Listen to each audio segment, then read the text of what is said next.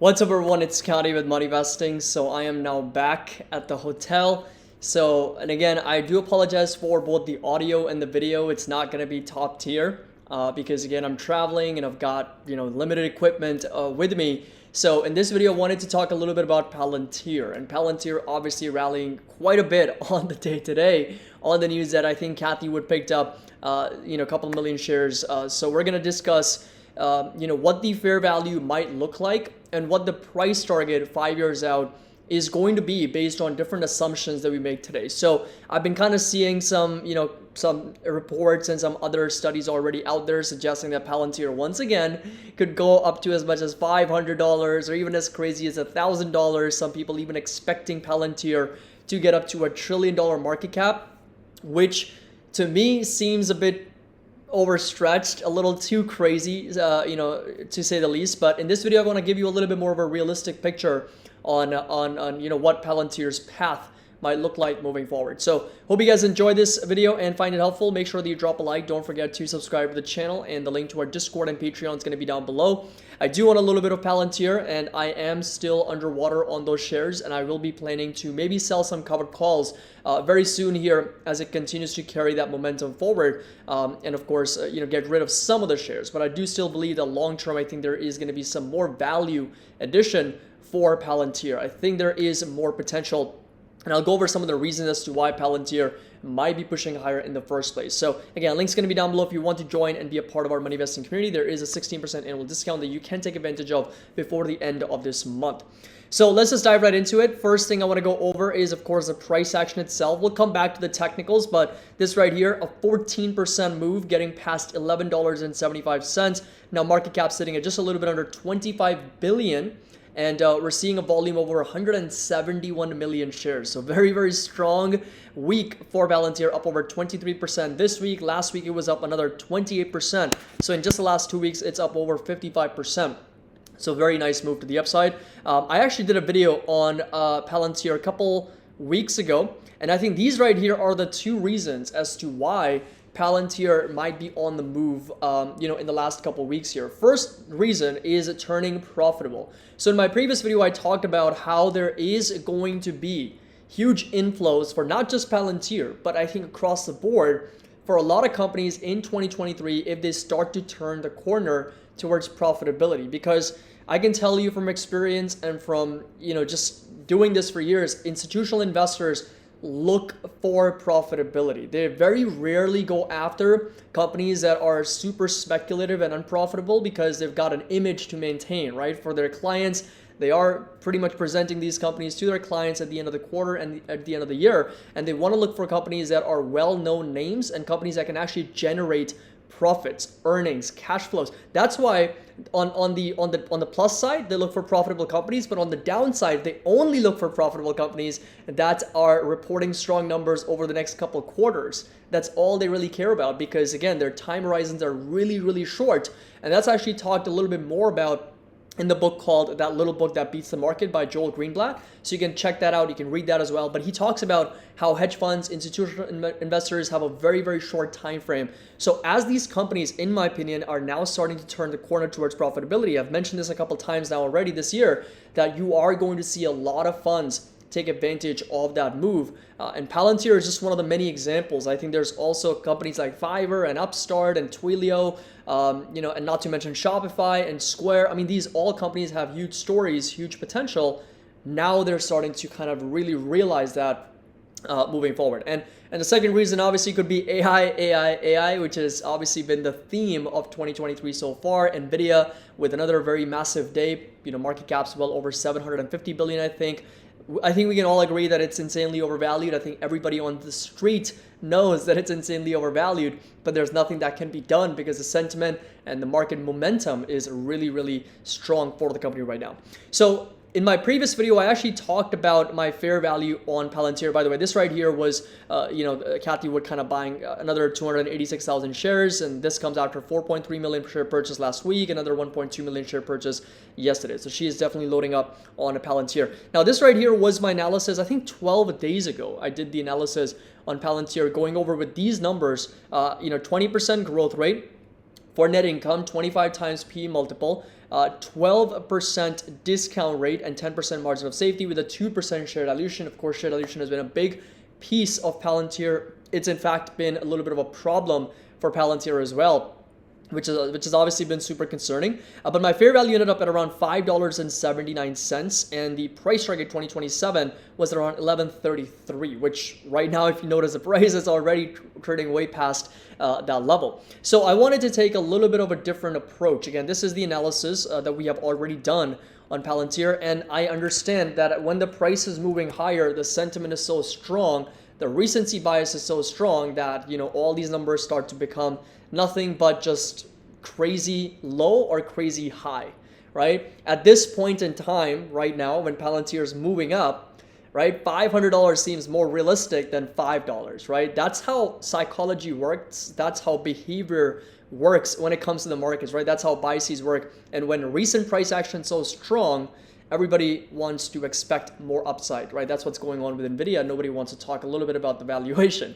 But I want to take a little bit of a different approach. So this is a new table, and we'll go over the net liquidation value. Actually, you know what? Let's just do that right now. So this is going to be the NLV. That's the net liquidation value. This is like the base case, the bottom line. You know, where is Palantir at least at the minimum worth? It's about $1 per share. So at the lowest level, it's at least $1. And you guys know that NLV, which is the net liquidation value, we calculate that by using total assets, using the cash, accounts receivable. They didn't have any inventory because, again, it's a software company. So they did have restricted cash and property, plant, and equipment. And I take the recovery rate, add these values up, and subtract all the liabilities on the balance sheet, which, by the way, Palantir has very little liabilities and literally no debt. That's one of the reasons why I mentioned that Palantir cannot go bankrupt, right? In my previous videos, I've talked about how Palantir's balance sheet's really good, but then that's coming at the expense of all this share dilution that they have done over the years. So their net liquidation value is about $2.2 billion, which you subtract, you know, or divide by the number of shares outstanding, comes at around $1 per share. So that's literally the baseline valuation. You just cannot go below that level. Going below that level would be illogical and would represent a huge deal. It would be like buying dollar for 50 cents. That's what it would be like if Palantir ended up trading below $1 per share. Now, going over to some of the expectations, right? And I want to show you how 500,000, like all these assumptions that, you know, there might be thrown out there on Palantir are just straight up crazy.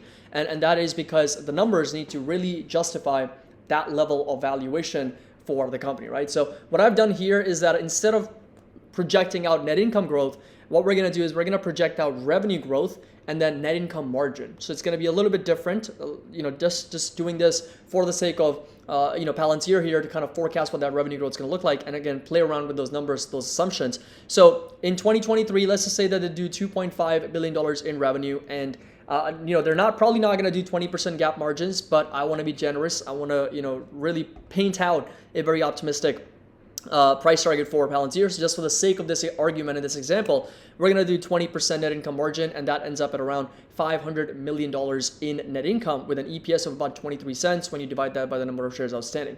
Now, if we apply a CAGR, right, compounded annual growth for revenue over the next 5 years, and again, you can kind of, let me know what you think for the revenue growth for Palantir in the future, like comment down below.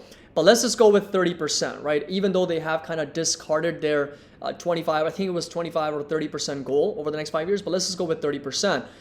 So we get a net income growing all the way up to $2.3 billion. By the way, I've also got this expanding margin, right? So as years go by, they're going to be expected to expand margins as their operating efficiency starts to kick in. So operating leverage along with, economies of scale, they're going to be improving their margins. So I've got a 25% margin by 2028, and EPS ends up at just a little bit under $1.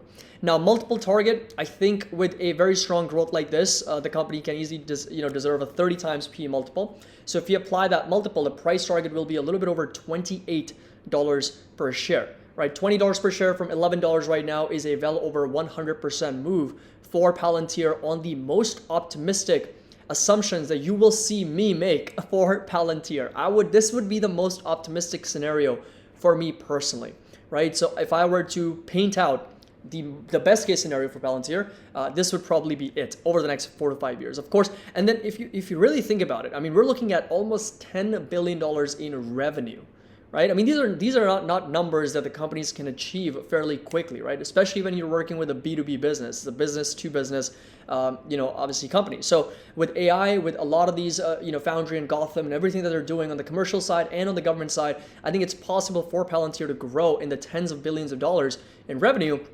But you have to understand that it's going to be challenging. Can they do it? Yes. But is it going to be easy? Absolutely not. So that's what we have to price in. We have to apply that margin of safety. Now, just to show you what it's going to take for Palantir to actually get up to a $100 price target, 500 or even 1,000, numbers have to get absolutely crazy. Let's just go with 80% growth here for revenue.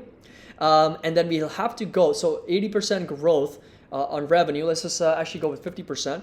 And then go with 50 times P multiple. We get to almost $100 price target. So if anybody out there telling you that Palantir is headed for $100 per share, just be skeptical, because they'll need to grow revenue by 50% and they'll actually need to hit a multiple target of 50 times.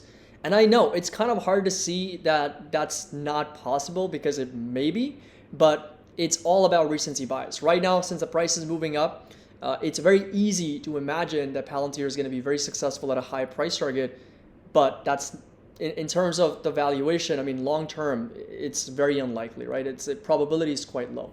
And for Palantir to actually get past, $250, closer to $300, they'll have to, do at least 100% growth rate.